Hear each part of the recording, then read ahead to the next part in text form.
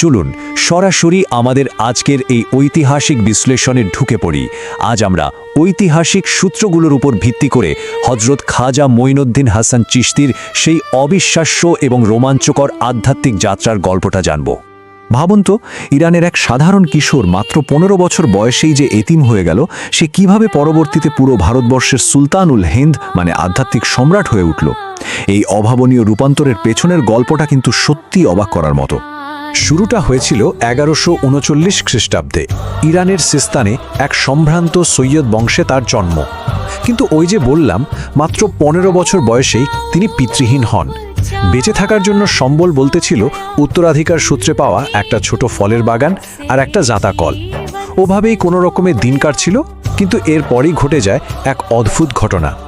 ইতিহাসের সূত্রগুলো বলছে, একদিন বিখ্যাত আধ্যাত্মিক সাধক ইব্রাহিম কান্দজি ওই বাগানে আসেন।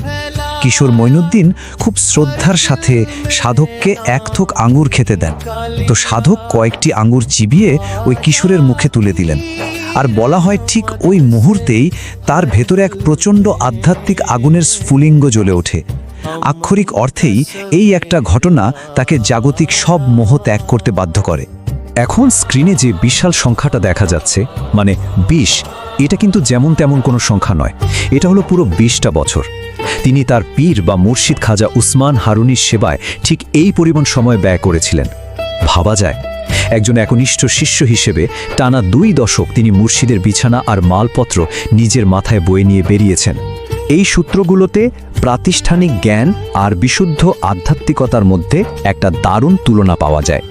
একদিকে দেখুন, বলখ শহরের এক কঠোর দার্শনিক মাওলানা শিহাবুদ্দিন। দাবি করা হয় যে মঈনুদ্দিনের একটা মাত্র দৃষ্টিতেই তার সমস্ত যুক্তিতর্ক একেবারে কর্পূরের মতো উড়ে গিয়েছিল। আর অন্যদিকে মদিনায় খোদ হযরত মুহাম্মদ সাল্লাল্লাহু আলাইহি সাল্লামের রওজায় তাকে আধ্যাত্মিক স্বীকৃতি দিয়ে আমাদের বন্ধু হিসেবে বরণ করে নেওয়া হয়। জ্ঞান আর আধ্যাত্মিকতার এই চিরন্তন দ্বন্দ্বটা এখানে খুব সুন্দরভাবে ফুটে উঠেছে। এবার চলুন মূল উৎসের সবচেয়ে নাটকীয় অংশে যাওয়া যাক। এখানকার এই অলৌকিক ঘটনা বা লোককথাগুলো শুধু নিছক গল্প নয়, এগুলোকে ইতিহাসের এক একটা গুরুত্বপূর্ণ টার্নিং পয়েন্ট হিসেবেই রেকর্ড করা হয়েছে। যেমন ধরুন সেই বিখ্যাত অগ্নিমন্দিরের ঘটনাটা। মুখতার নামের একজন পুরোহিত যখন মঈনুদ্দিনের অনুসারীদের আগুন দিতে সরাসরি অস্বীকৃতি জানান, তখন মঈনুদ্দিন সৃষ্টার পরিবর্তে আগুনের উপাসনা করা নিয়ে একটা যৌক্তিক প্রশ্ন তোলেন। সূত্র অনুযায়ী এরপর তিনি পুরোহিতের 7 বছরের শিশু সন্তানটিকে কোলে নিয়ে দাউ দাউ করে জ্বলতে থাকা আগুনে প্রবেশ করেন। অবাক করার বিষয় হলো, কোরআনের আয়াত পাঠ করতে করতে দুজনেই একেবারে অক্ষত অবস্থায় বেরিয়ে আসেন। এই ঘটনার জেরে ওই অঞ্চলে ব্যাপক ধর্মান্তর হয়েছিল বলে লোককথায় উল্লেখ আছে। আজমেরের আরেকটা খুব পরিচিত ঘটনা বলি। স্থানীয় রাজার লোকেরা একবার মঈনুদ্দিনকে একটা গাছের ছায়া থেকে তাড়িয়ে দিয়েছিল। সূত্র বলছে, এর ঠিক পরপরই রাজার রাজকীয় উটগুলো রহস্যজনকভাবে মাটিতে বসে পড়ে, যেন পুরো অবশ হয়ে গেছে। রাজা নিজে এসে ক্ষমা না চাওয়া পর্যন্ত ওই উটগুলো আর এক চুলও নড়েনি। এরপর আসা যাক আনা সাগর হ্রদের সেই চমৎকার ঘটনায়। অনুসারীদের যখন পানি নিতে বাধা দেয়া হলো, তখন মঈনুদ্দিন তার এক শিষ্যকে খুব সাধারণ একটা লোটা বা পাত্র দিয়ে পাঠালেন। উৎসের দাবি শুনলে চমকে উঠবেন। পুরো হ্রদের পানি নাকি ওই একটা মাত্র ছোট পাত্রে এসে জমা হয়েছিল। এটা এই অঞ্চলের এমন একটা জনপ্রিয় সাংস্কৃতিক কিংবদন্তি, যা সেই সময় আক্ষরিক অর্থেই চারদিকে রীতিমতো হইচয় ফেলে দিয়েছিল। লোককথাগুলো কিভাবে গড়ে উঠেছে তার একটা দারুণ উদাহরণ হলো এই ঘটনাটা। রাজা পৃথ্বীরাজ তার শক্তিশালী জাদুকর সাধুরামকে পাঠালেন আক্রমণ করতে, কিন্তু মঈনুদ্দিনের শুধু এক দৃষ্টিতেই জাদুকর তার সমস্ত কালো জাদু ভুলে গেল। এমনকি মানসিক ভারসাম্য হারিয়ে রাম রহিম জপতে জপতে পাথর ছুটতে শুরু করল। সবচেয়ে মজার ব্যাপার হলো, মাত্র 1 গ্লাস সাধারণ পানি কিভাবে এত শক্তিশালী জাদুকে নিষ্ক্রিয় করে, জাদুকরের হৃদয় পুরোপুরি বদলে দিয়েছিল, সেটা এই বর্ণনায় খুব সুন্দরভাবে বলা হয়েছে। আচ্ছা, চলুন একটু সামনের দিকে এগোই এবং দেখি তার আসল উত্তরাধিকার আসলে কোনটা ছিল। আজমেরে তার সবচেয়ে বড় অবদান ছিল এই লঙ্গর, মানে একটা বিশাল এবং সবার জন্য উন্মুক্ত লঙ্গরখানা। জাতি, ধর্ম, বর্ণ নির্বিশেষে যে কোনো দর্শনার্থীর জন্য এই দরজা খোলা ছিল। কাউকে কখনোই এখান থেকে ক্ষুধার্ত অবস্থায় ফিরে যেতে হতো না। মূল কথা হলো, সাধারণ মানুষের প্রতি তার এই যে সীমাহীন বদান্যতা, এই উদারতাই তাকে আতা এ রসুল বা নবীর উপহার এবং গরিব নেওয়াজ অর্থাৎ দরিদ্রের ত্রাতা খেতাবে ভূষিত করেছিল। আর এই নামগুলোই কিন্তু যুগ যুগ ধরে মানুষের মুখে মুখে টিকে আছে। একটা জিনিস খেয়াল করলে অবাক হতে হয়, দক্ষিণ এশিয়ার সর্বশ্রেষ্ঠ সাম্রাজ্যগুলো শেষ পর্যন্ত তার এই আধ্যাত্মিক শক্তির কাছে মাথা নত করেছিল। এই যেমন সুলতান শিহাবুদ্দিন ঘুরির ইসলামী শাসন প্রতিষ্ঠা করা থেকে শুরু করে শত শত বছর পর সম্রাট আকবরের সেই আগ্রা থেকে একেবারে পায়ে হেঁটে আজমেরে আসা। আকবর সেখানে 100 মণ চাল রান্না করা যায় এমন বিশাল এক ডেক বা কড়াই দান করেছিলেন। পরে সম্রাট জাহাঙ্গীরও একইভাবে লঙ্গরে বিশাল অনুদান দেন। উৎস অনুযায়ী 633 হিজরির 6 রজব এই কিংবদন্তি মহামানব পৃথিবী থেকে বিদায় নেন। বলা হয় তার মৃত্যুর পর কপালে আরবিতে একটা অলৌকিক লেখা ভেসে উঠেছিল। লেখাটার অর্থ ছিল তিনি সৃষ্টার এক প্রিয় বন্ধু, যিনি সৃষ্টার ভালোবাসাতেই মৃত্যুবরণ করেছেন। ব্যাপারটা সত্যিই গায়ে কাটা দেওয়ার মতো, তাই না? তার একটা চমৎকার কাব্যিক দর্শন আছে যেটা নিয়ে একটু গভীরভাবে ভাবার মতো। তিনি বলেছিলেন, নদীগুলোর গর্জন শোনো, কিন্তু তারা যখন সাগরে গিয়ে মেশে তখন তারা সম্পূর্ণ নীরব হয়ে যায়। কি দারুণ একটা কথা!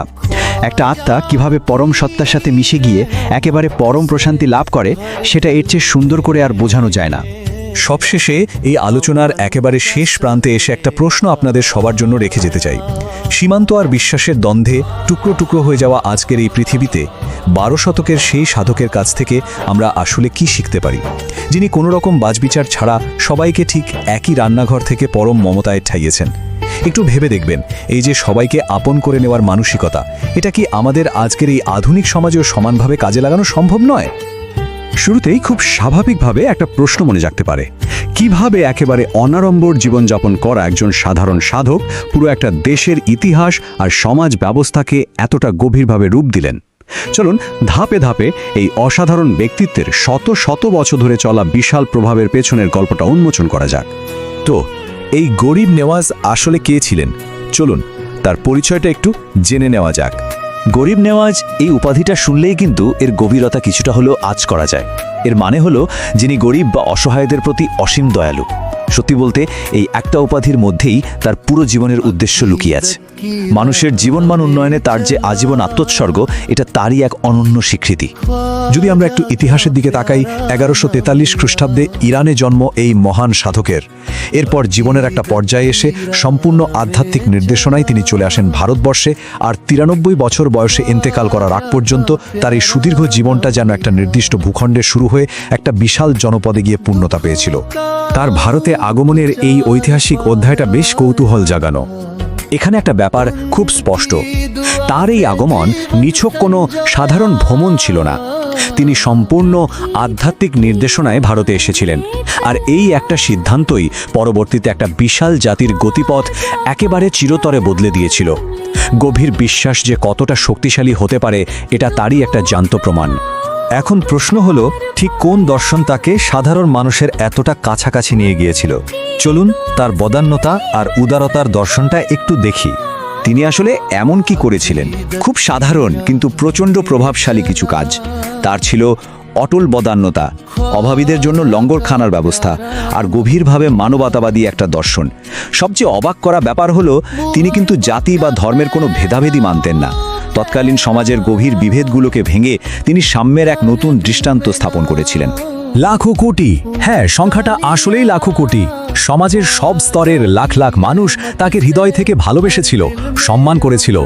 ধর্ম বা বর্ণের পার্থক্য ভুলে এত বিপুল সংখ্যক মানুষের শ্রদ্ধা অর্জন করা মানব ইতিহাসে সত্যি বলতে এটা একটা বিরল ঘটনা। তার দৈনন্দিন কাজের সবচেয়ে বড় প্রভাবটা বুঝতে হলে লঙ্গরখানা ব্যবস্থা নিয়ে একটু কথা বলতেই হয়। লঙ্গরখানা মানেই হলো বিনামূল্যে সবার জন্য খাবার বিতরণের এক বিশাল আয়োজন। এই যে সবাইকে অন্তর্ভুক্ত করার আধ্যাত্মিক দর্শন, এর সবচেয়ে বাস্তব আর চূড়ান্ত রূপ ছিল এই লঙ্গরখানা। ক্ষুধা তো আর ধর্ম বা জাত বোঝে না, তাই না? এই সর্বজনীন সত্যটাকেই তিনি প্রাতিষ্ঠানিক রূপ দিয়েছিলেন। বিষয়টা বেশ চমকপ্রদ। একদিকে তিনি নিজে একেবারেই অনাড়ম্বর সাদামাটা জীবনযাপন করতেন, যার কোনো বস্তুগত সম্পদ ছিল না, অথচ অন্যদিকে সামাজিক আর সাংস্কৃতিক কাঠামোর শেকড় পর্যন্ত তার প্রভাব ছিল অভাবনীয় রকম গভীর। অর্থ বা ক্ষমতার বাইরে থেকেও যে ভারতের মতো এত বৈচিত্র্যময় দেশের সাংস্কৃতিক ক্যানভাসে এতটা স্থায়ীভাবে জায়গা করে নেওয়া যায়, এটা যেন তারই এক নিখুঁত উদাহরণ।